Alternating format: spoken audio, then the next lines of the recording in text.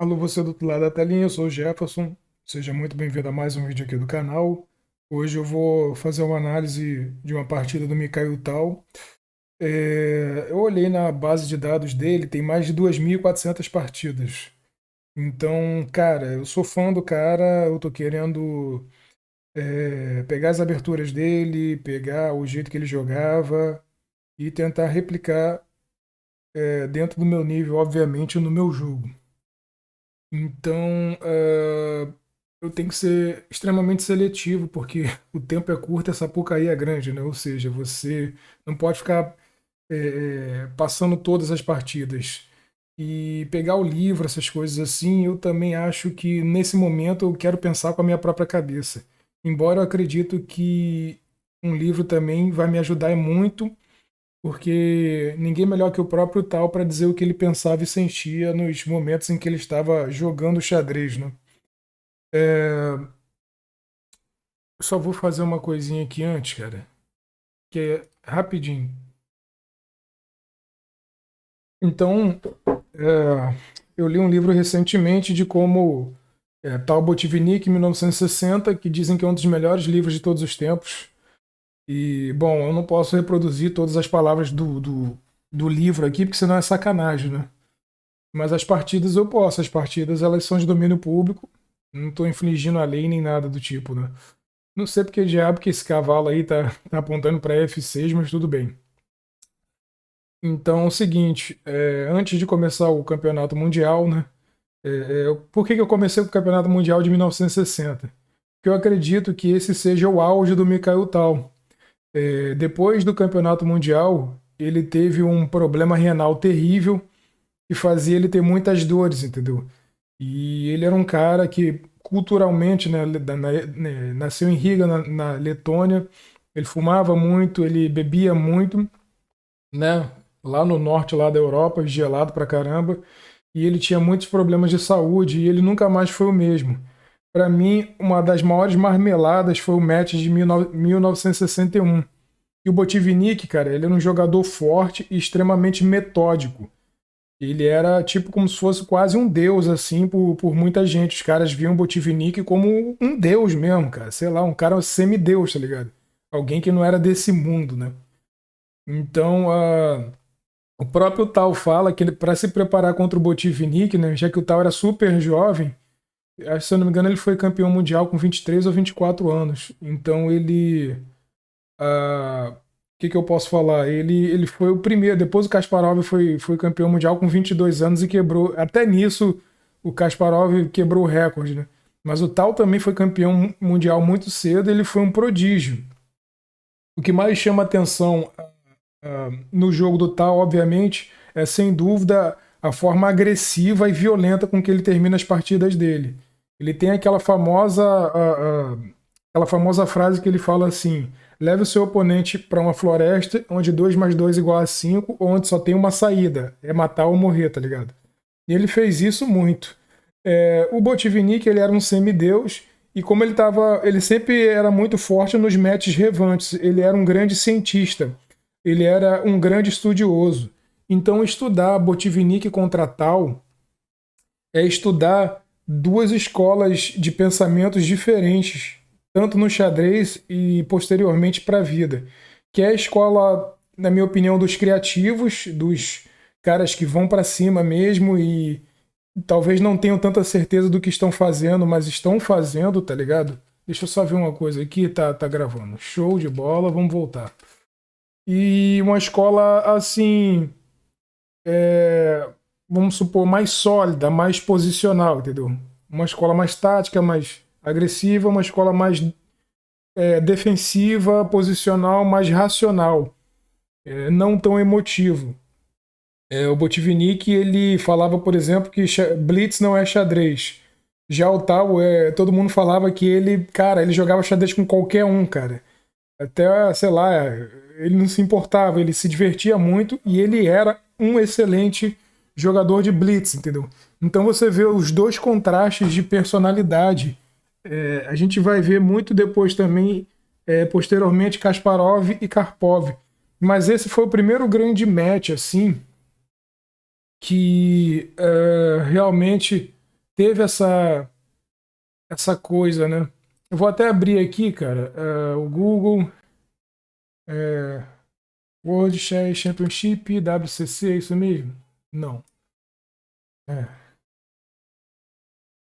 Campeonato Mundial de Xadrez.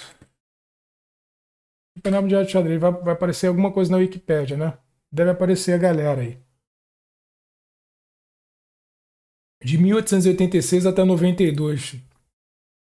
Então começou com Steinitz, Lasker, Capablanca, Alekhine, Eof, Alekhine de novo no match revanche, né? Depois Alekhine morre, aí entra o Botvinnik, o Mikhail Botvinnik. E aí ele fica de 1948, que é provavelmente quando o Alekhine morre, né? Engasgado por um pedaço de carne, porra. Alguns dizem que, tipo assim, a morte muito louca. Até hoje, o único campeão que morreu. Olha quanto tempo o Botvinnik vai ficar. Aí, uma coisa que o Tal fala é o seguinte, que o Botvinnik, essa coisa do semideus na União Soviética, que ele era do regime, cara, tá ligado? Ele fazia parte do regime e ele era o queridinho. Por exemplo, a União Soviética, né, que hoje em dia é a Rússia, queria mostrar através do campeão de xadrez que eles eram intelectualmente superior, cara. Então, a Letônia, se você for pegar a história da Letônia, que é de onde o Mikhail Tal vem, você pode observar que eles foram colonizados pela Rússia, ou seja, é colônia contra colonizador, tá ligado? Então essa história de você falar que o Mikhail Tal, como você pode ver aqui, está colocando aqui União das Repúblicas Socialistas Soviéticas. Mas ele não era russo, apesar de falar russo, ele era letão, tá ligado? Ele nasceu na Letônia, que foi dominado pela Rússia, entendeu? Então tipo ele era o conquistado contra o conquistador, tá ligado? Não tinha essa porra de o tal era russo. Não deixa de ser, porque afinal de contas a Letônia foi dominada pela Rússia, né? Mas enfim. Outra coisa interessante que eu posso observar é que o Tal ele foi de 1960 e esse puta desse match escroto, na minha opinião, porque foi coisas que aconteceram da vida, né? O Tal ele não se cuidava, ele realmente era boêmio. Essa coisa da liberdade, da criatividade, ele levava para fora do xadrez e ele sofreu muito. E, pô, você vê o Tal, por exemplo, tem uma partida chamada O Canto do Cisne, onde o Tal estava no hospital e aí ele vai enfrentar Kasparov no auge, né? O Kasparov novinho, muito forte. E ele causa tanto problema pro Kasparov que ele ganha do Kasparov num blitz, né? Ele não fica em primeiro. Não sei qual foi a classificação dele agora, mas ele, porra, ganhar do Kasparov num blitz, meu irmão. Quem conhece Kasparov sabe que ele é ultra.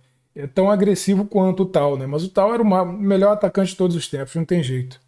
Então aquilo ali mostra a força do Tal, entendeu?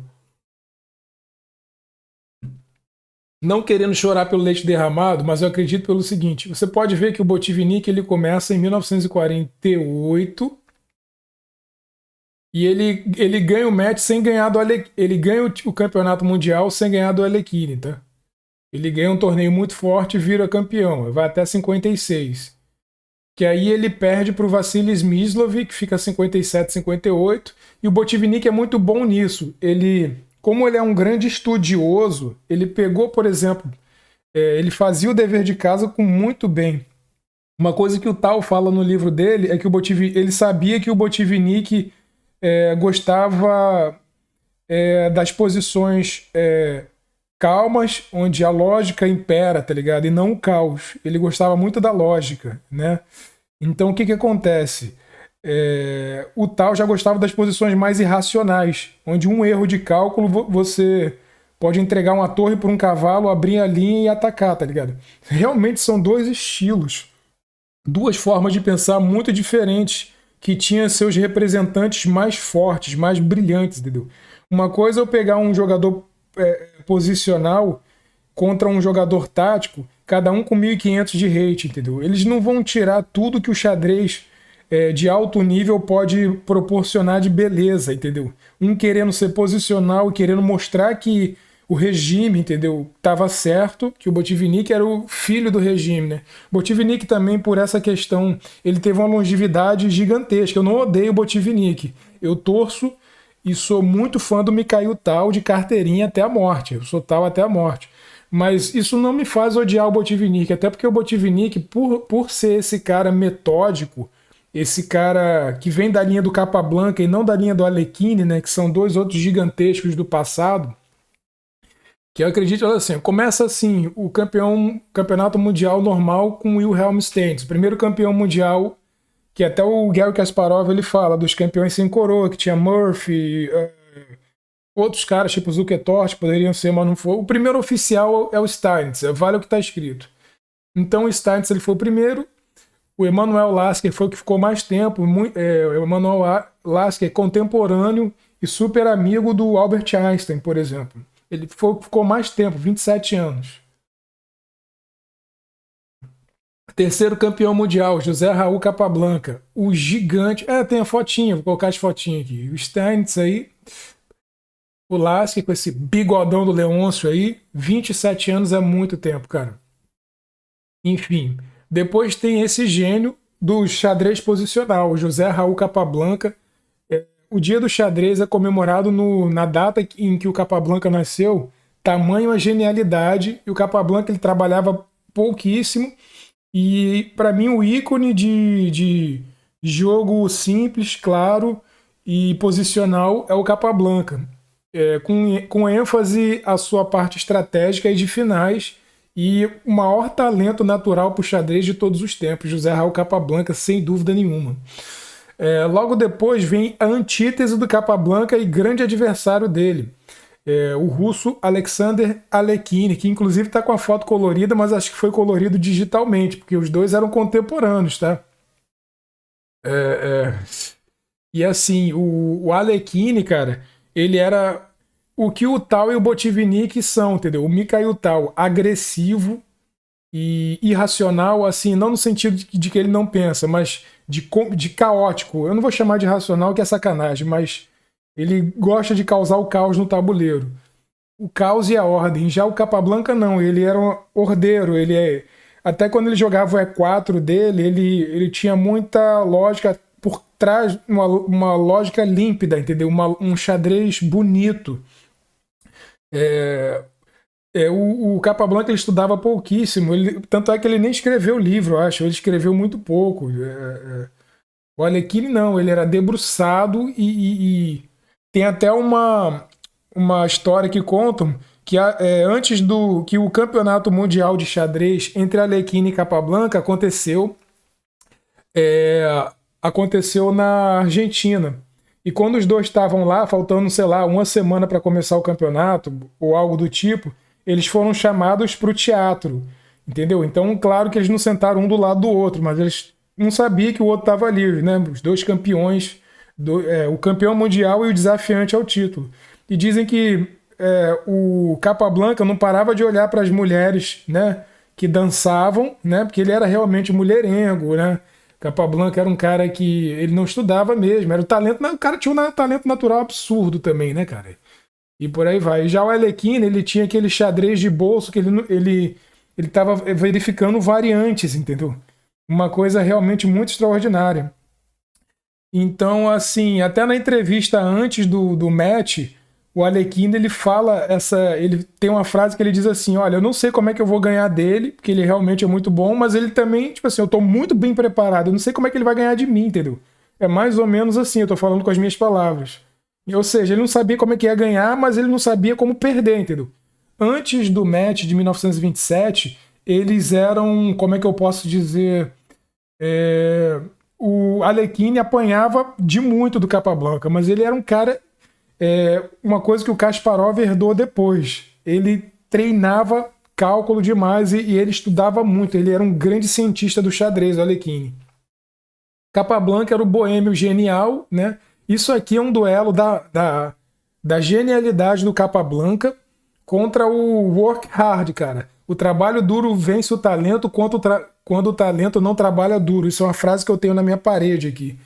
Então, o Alekhine mostrou, cara, tipo assim, tu é um gênio, mas se tu der mole, eu te pego. E foi exatamente isso que aconteceu, entendeu? Diz que o Alekhine, o Capablanca não levava a sério, ele não ficava estudando, e o Alekhine lá, entendeu? Então, esse match de 1927 entre Capablanca e Alekhine, para mim, na minha opinião, foi o primeiro encontro entre essas escolas que eu acabei de falar. A escola mais posicional e a escola mais tática, entendeu? O Capablanca tem uma história sobre ele também que conta que ele chegou numa posição que se ele sacrificasse uma peça, ele poderia vencer o oponente de uma forma mais rápida, em poucos lances. Ele preferiu não fazer o sacrifício e continuar melhorando a posição dele e ganhar de uma forma posicional. Que ele era totalmente averso ao esforço, entendeu? Você vê os jogos do Capablanca, você vê que uma leveza no. Realmente muito bonito. Ele era muito foda, cara. Ele nasceu com um talento, cara, não tem jeito. Então ele não botava esse talento para trabalhar, até porque o Capablanca ele perdeu pouquíssimo, cara. Existem histórias também, por exemplo, no livro Meu Sistema do Nizovic, né? Aaron Nizovic, ele é também contemporâneo de Capa e Alekhine, apanhava dos dois, mas ele queria pegar o Capablanca de qualquer jeito. Ele fala no livro dele que você tem que ter um adversário que te puxe para você se puxar para cima, entendeu? Para você estudar mais e poder ganhar desse adversário. E esse adversário é o Capablanca. Então o Capablanca sempre batia no Nizovic. O Nizovic estudava. Tem até uma história em que tinha um final e o que o Nizovic jurava por A mais B que estava ganho. E o Capablanca foi jogando, daqui a pouco ele ganha do Nizovic. E aquilo ali foi tipo assim, caralho, o cara era muito talentoso. Aí era foda, não tinha como, cara. Quem viu o filme Mozart, é aquela história do Salieri e do Mozart, tá ligado? O cara que se esforça, vem um maluco e faz como se não fosse nada, cara. Como se já sai dele. É uma coisa assim. O Nizovic tinha. Não sei se ele tinha raiva, não posso afirmar isso. Mas até numa partida que ele tava ganha contra o Capablanca, por exemplo, o Capablanca destrói ele, assim. Tipo assim, ele podia ganhar, mas não ganhou, entendeu? O cara, sei lá, até quando o cara tava errado, ele tava certo. Era difícil, o cara era iluminado mesmo. Então, esse Crash aqui tem o Max Euwe, né? Que ele ganha do Alekhine, que é um dos campeões mundiais mais, como é que eu posso dizer?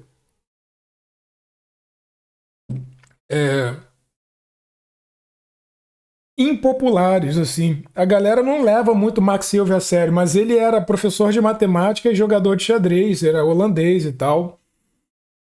E ele jogava pra caralho, ele foi campeão mundial, gente. E o Alekhine tinha sério problema com bebida e com cigarro também. Ele lembra muito tal nesse aspecto, mas ele não tinha problemas de saúde. Mas para o match revanche, ele falou que ele tomava muito leite e tal, ou seja, ele começou a cuidar da saúde, né? Eles começaram ali a ver que realmente a parte física era importante. Isso aí tava, né? Os caras cortaram o mato pro que tem hoje no xadrez, né, cara? Então, o match revanche ele realmente ganha do Max Euwe, que é um campeão. Cara, eu tenho que concordar que ele é sem expressão. Eu entendo que ele seja um jogador muito forte, mas deve ter partidas realmente muito boas. Ele é um cara inteligente, né? Porra, senão não teria sido campeão mundial, né, cara? Mas assim, sei lá, não é o meu preferido, cara, entendeu? Ele realmente não é aquele cara que vende pay-per-view, mas tudo bem, não tem problema, né? O Alekhine retorna depois, 1938, em Portugal, no Estoril. O Alekhine morre, né, frente a um tabuleiro de xadrez. A versão da história oficial é que ele morre. Como é que eu posso dizer? Ele morre engasgado por um pedaço de carne, uma parada assim. Dizem a galera da teoria da conspiração que ele foi morto, sei lá, envenenado. Tem uma foto aí do Alekhine morto, cara. Eu não vou mostrar isso aqui, cara. Não vou mesmo. E aí o Botvinnik ganha um campeonato muito forte. Em 1937 se sagra aí 38, né? Não, 48, isso. 47, 48. Em 1948 o Botvinnik assume a coroa do xadrez. Aí ele perde para o Vassili Smyslov. E aqui mostra uma das grandes forças do Botvinnik, que é justamente a resiliência. O Smyslov, Vassili Smyslov, ele era um jogador extremamente posicional, tá? Então o Botvinnik toma o trono de volta E assim, é, chega a vez do Tal se preparar para jogar contra o Botvinnik, né? Vou botar aqui o Tal. Beleza, que é ó, o assunto, né? O meu herói, para mim, o melhor, o campeão mais querido de todos e um dos melhores também. E assim, o Tal ele sabia que o Botvinnik ele era muito melhor nos finais em posições calmas. Então o Tal ele já tinha um estilo extremamente agressivo, dinâmico e ir para frente, entendeu? Ele gostava de criar problema para o adversário resolver e mesmo que esse problema tivesse solução, você precisava calcular muito, entendeu? E acho que o ponto forte do jogo do Tal é justamente essa capacidade de cálculo absurdo que ele tinha. Acho que ninguém calculava tão bem quanto o Tal, cara. Ele era muito forte no cálculo. Se você caísse numa posição em que ele te entregava material e dizia: tudo bem, você tem a minha torre, né? Eu não tenho nenhuma compensação, entre aspas, né? Muito entre aspas. Porque ele gostava de abrir posição a ferro e fogo. O Tal era um tiro de 12 na cara, tá ligado?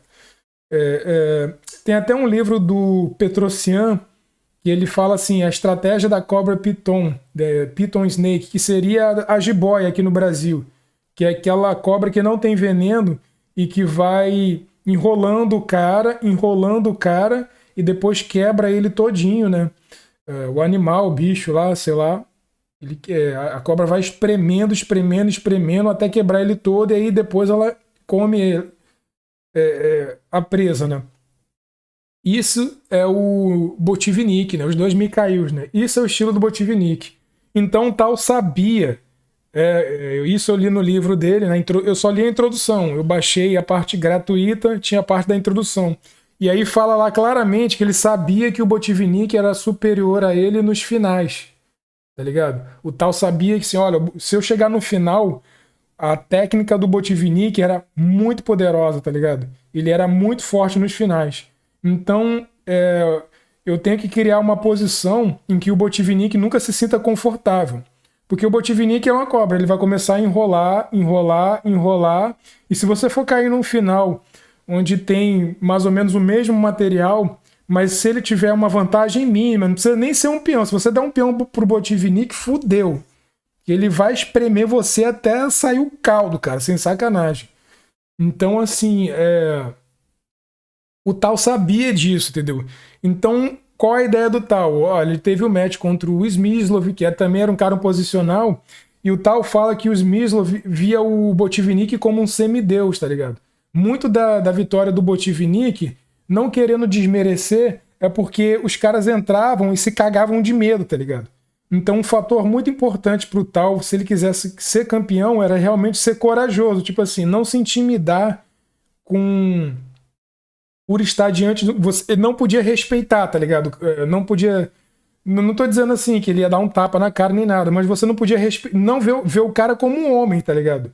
Um homem que pode ganhar ou perder, não como um semideus. Porque se você já entrar assim, você meio que já entra derrotado, cara. Claro que o Smyslov, ele vence o match, tá ligado? Mas o Tal, ele tinha essa noção de que o Botvinnik tinha essa coisa do semideus, entendeu? E realmente o cara fez muita coisa. Por exemplo, ele treinou os 3Ks, que é Karpov, campeão mundial 10 anos, Kasparov, maior de todos os tempos, e Kramnik, que também depois derrotou o Kasparov, também foi campeão mundial. Então isso aí é o legado do Botvinnik. Ele foi um grande professor de xadrez e em teoria de xadrez o cara era um monstro, entendeu? O Tal era muita emoção, o Botvinnik ele era a razão. Então eu tenho que falar esses contrapontos, porque isso, tipo assim, a personalidade do cara aparece muito no jeito como ele joga, entendeu? E isso é muito interessante, isso tem que ser notado, até para que eu e quem estiver assistindo esse vídeo consiga realmente, se você é posicional ou se você é mais agressivo, né? Colocar um pouco, trazer um pouco disso para você no jogo de um modo geral. Então o Tal sabia, tipo assim, que o Botvinnik ele não estava acostumado a ser agredido. Acho que essa é a palavra correta, entendeu? Não desrespeitado. O Tal não desrespeitou em nenhum momento, muito pelo contrário. A personalidade do Tal era tanta que até um cara escroto, tipo Bob Fischer, que era um babaca fora dos tabuleiros, ele gostava do Tal, ele era grande amigo do Tal, ele foi visitar o Tal no hospital. Então, o Tal ele era querido por todos, assim, ele era um cara muito gente fina, ele era muito humano, muito verdadeiro. Quando tinha o acordo de cavaleiros, que a galera já não estava conseguindo ganhar do Fischer no tabuleiro, então como eles tinham maioria, eles começavam a empatar entre si para ferrar com a vida do Fischer. Nisso o Fischer tinha razão. O Tal nunca participou dessas panelinhas, desses esqueminhas, né? E tem até um documentário sobre a vida do Tal que eu assisti, cara. Deixa eu ver se ele tá aqui em algum lugar. É esse documentário aqui que eu quero mostrar para vocês. Mikhail Tal from Afar. É justamente esse documentário aqui, ó, que mostra que o Tal, olha só, ele teve uma vida de gato e rato com a KGB. Eu acho que justamente por essa questão dele não querer fazer um monte de coisa que esses caras mandavam, tá ligado? Eu já assisti, já terminou o aluguel e tá tudo certo. Então, voltando aqui ao vídeo, duas escolas, né? Um posicional, o outro mais agressivo, a ordem e o caos no tabuleiro. Acho que essa aqui é a grande verdade. Então, qual que é a ideia do Tal? Ele era bem mais jovem que o Botvinnik na época, então a ideia era agredir, tipo assim, não deixar... Ele estudou as aberturas do Botvinnik e ele tinha que... Ele estudou um jeito de sempre bagunçar. Ou através de um gambito, ou através de uma jogada agressiva, ele sabia que ele tinha que ganhar o duelo psicológico da abertura. O Botvinnik, ele não podia se sentir bem, tá ligado? De jeito nenhum. Diferente, por exemplo, do match do Capablanca contra o Alekhine. O Alekhine, ele tem uma frase no livro dele que ele fala assim: eu tenho que apertar o Capablanca, mas não as duas bolas, só uma.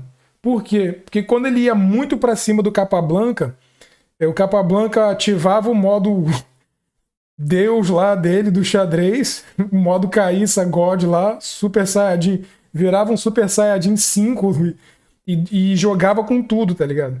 Então ele jogava de um jeito, tanto é que ele nunca ia muito... Ele tinha que deixar o Capablanca pensando que estava dominando, e aí quando ele via que tinha uma posição, ou o Capablanca errava 1 milímetro na frente dele, ele ia feito um demônio pra cima do Capablanca, tá ligado? Foi assim que ele ganhou.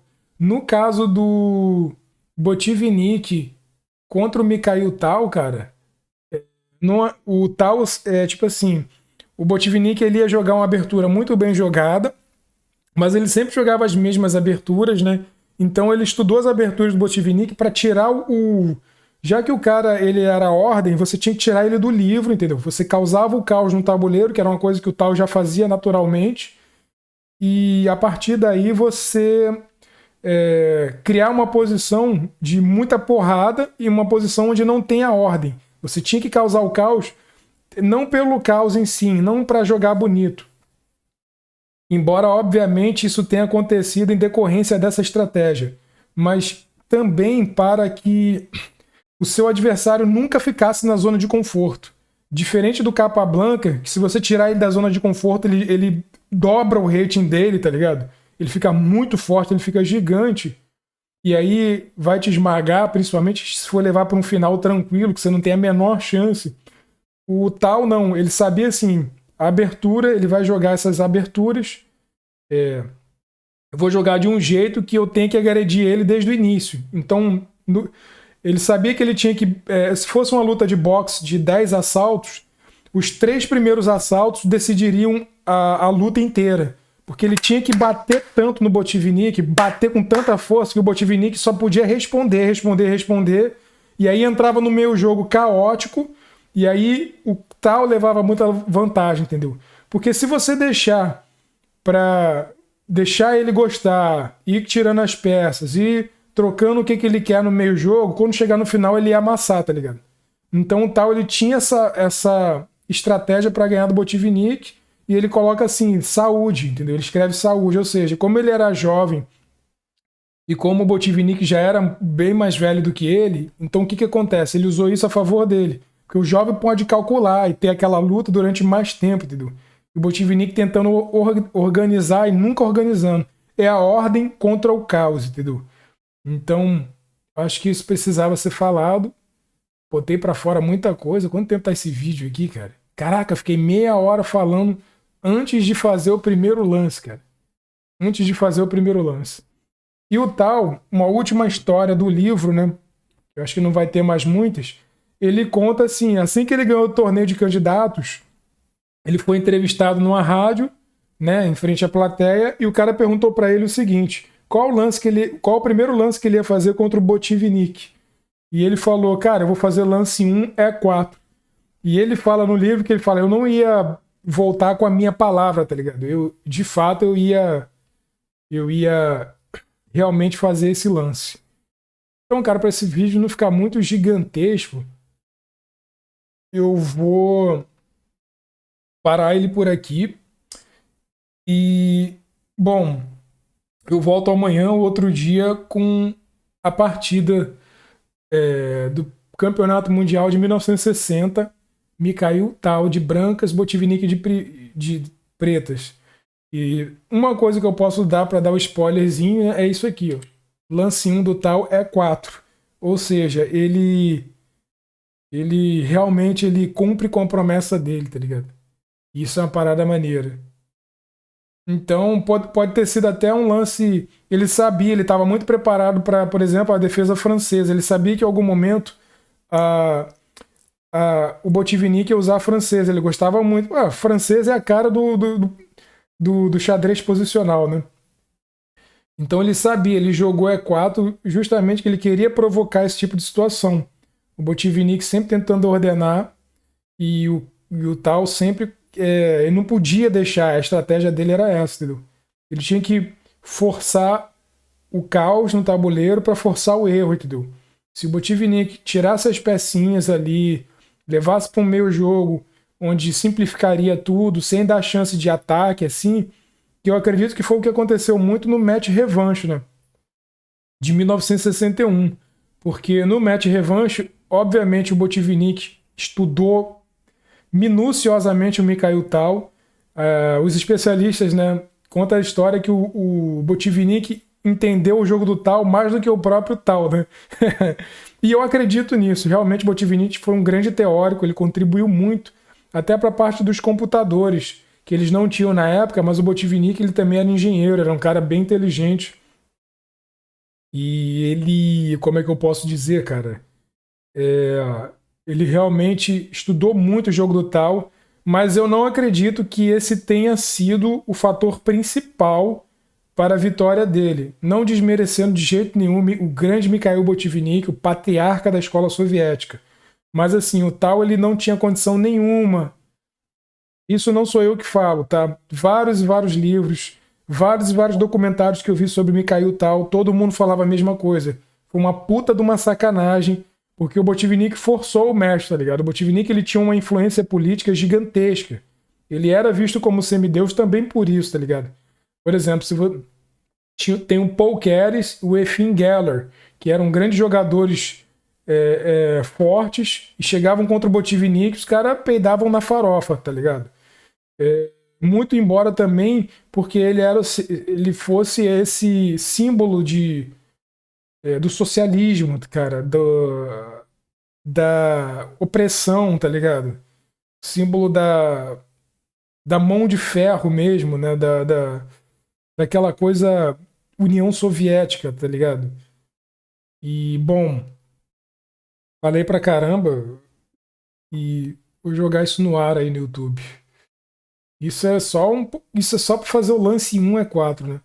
Então, tipo assim, estudando um pouco mais sobre Mikhail Tal, eu acredito que o ponto alto da carreira dele realmente seja esse match onde ele foi campeão mundial, as 21 partidas que ele deve ter dado a vida, cara. E ele realmente deu a vida pelo xadrez, né? Tanto é que até no final de vida dele, quando ele morre em 1992, pouco antes da morte dele, ele sai do hospital, vai lá, joga um blitz, ganha do Kasparov e depois ele nos deixa. Então, ele era um cara que realmente amava o xadrez e ele dedicou a vida inteira a isso. Isso é muito bonito de ver no tal, né? Não só a coragem, não só o sacrifício de peças, mas o sacrifício de vida, cara. É uma coisa assim, caramba, muito bonito, né? É trágico, e forte, mas tem a sua humanidade e a sua beleza. Então acho que para esse vídeo tá maneiro. Fui.